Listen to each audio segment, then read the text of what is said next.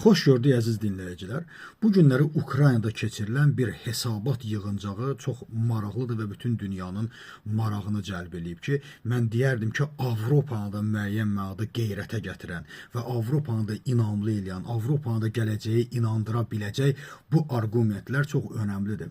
Deməli, Zelenskinin başçılığı altında 2025-ci ilin hesabatı keçirilib. Siz təsəvvür edin.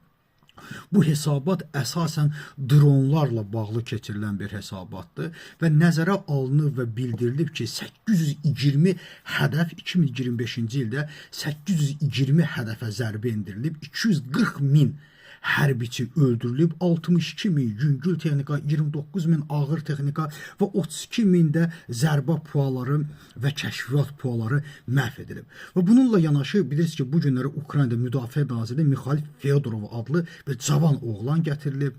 Dövlət katibliyinə, dövlətin deməli Zelenskinin köməkçisi də Budanov gətirilib və böyük bir eskadrilya belə deyə hazırlanıb.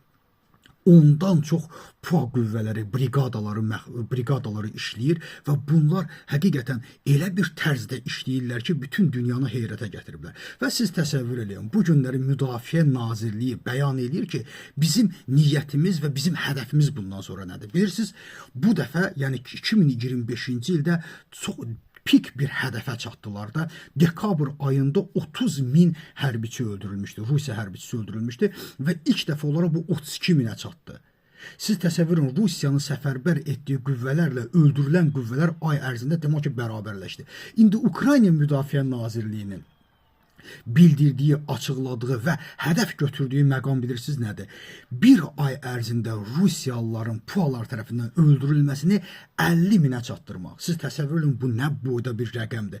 Əgər bu 50 minə çatdırılarsa ki, buna heç bir şübhə yoxdur. Çünki Ukraynada bu günləri elə bir sistem qurulub ki, şəxsən Müdafiə Nazirliyində PUAların idarə edilməsi komandiri bu əslən Macardır, amma vətənpərvər bir Ukraynalıdır. İstər Budanov olsun o cavan oğlan, İstər Fyodorov olsun 35 yaşlı, bunlar kifayət qədər elmi texniki tərəqqinin içində olan və müdafiəni texnikləşdirən və müasir standartlara cavab verən bir tərzdə yığıblar və mən bildirirəm və düşünürəm ki, bu sistemlə, bu qüvvələrlə əlbəttə ki, onlar öz istəklərinə nail olacaqlar və bu yüksələn xətlə gedir. Əgər insanlar Rusiya bir ay ərzində 50 min insan öldürərsə, bunların niyyəti ondan ibarət ki, 50 min insana çatdıra bilərsə, Rusiya default eləyəcək.